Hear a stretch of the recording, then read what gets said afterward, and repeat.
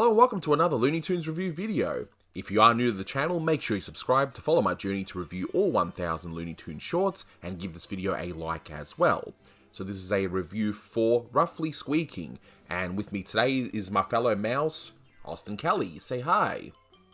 Hi, very glad to be here for the second Hubie and Bertie cartoon, one of my favorite pairs of characters to come out of the weird, I guess, mind of Chuck Jones. So as mentioned, this is for Roughly Squeaking, released in 1946. It's the 488th in the series, and it's directed by Chuck Jones. You can find this short fully restored on the Looney Tunes Mouse Chronicles Blu-ray set, and I'll have a link below to that set. Cat, cat.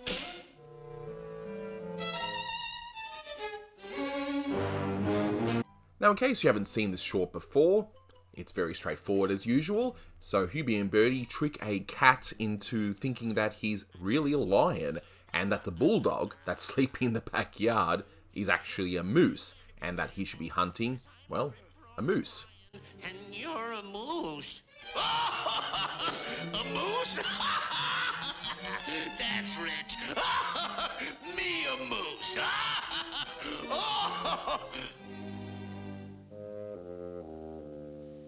So I'm a moose. So what you're about to see is a redo of an audio commentary I did with Austin Kelly that, well, most of you probably missed this one as it went live and then went down a couple of days later. But thanks to Blue Genocide, it's been redone, and here we go. So the last one of 1946.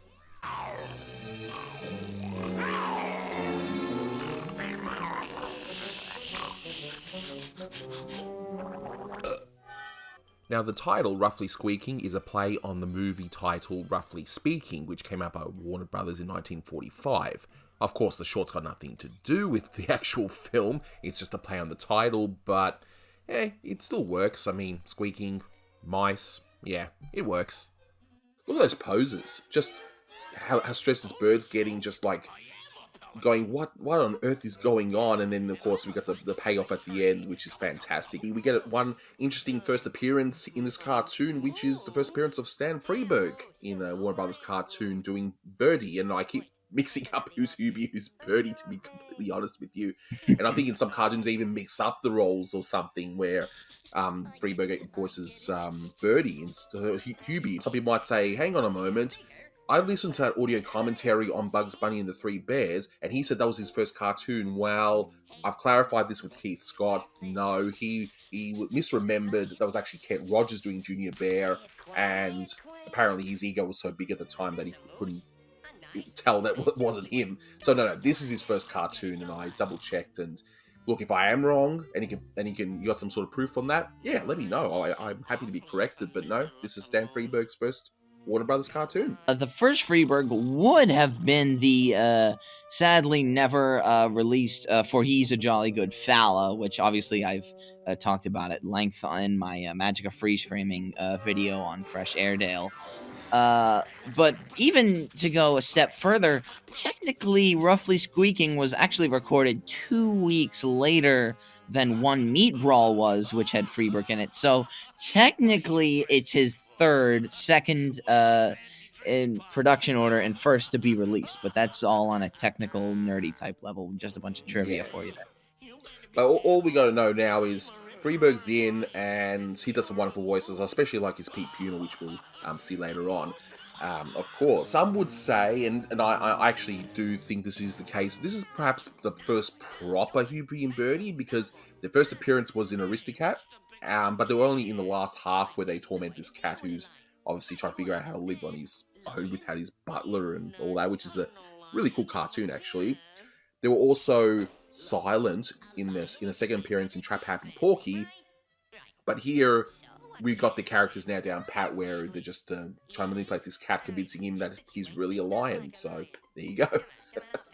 Yeah, it's interesting because Hubie and Bertie as characters are not unique on the outside, just as characters who, mess with other people who try to eat them and everything. But what's interesting, Jones or whoever puts the twist on them that they actually torment them not by physically harming them like Bugs turning the gun on Elmer and blowing his face up, but psychologically tormenting the cat or whoever and making them think there's something that they aren't or something's going on with them that isn't, like in the hypochondria cat where they convince the cat that he's got this awful disease. I mean, it's a really interesting twist on the typical, like, screwball wise ass character. I mean, I think they're great. It's such a shame that they only appeared in I want to say 9 cartoons, 7 if you don't include Aristocat and Trap Happy Porky. But no, I love these two. I think they're great.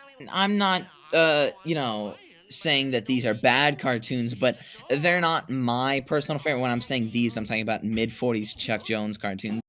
I think they could be a little bit better than they are, just because I feel like there's too much dialogue in them. I feel like Jones cartoons in general are a little bit too talky for my taste.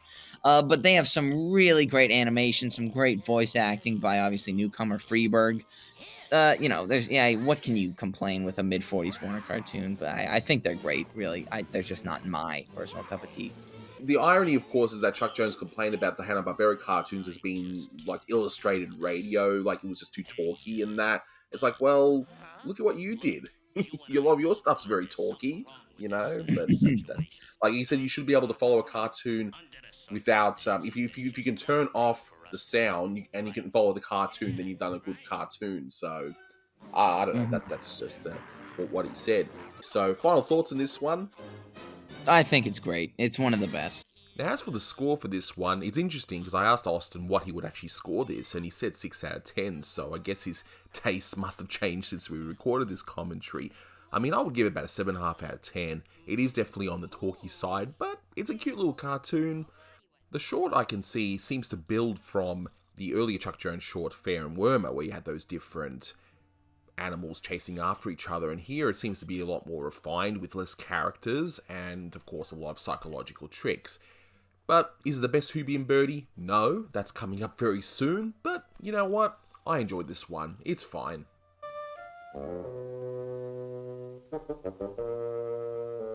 So that'll do it for this one, guys. Thank you so much for watching, and until next time, take care.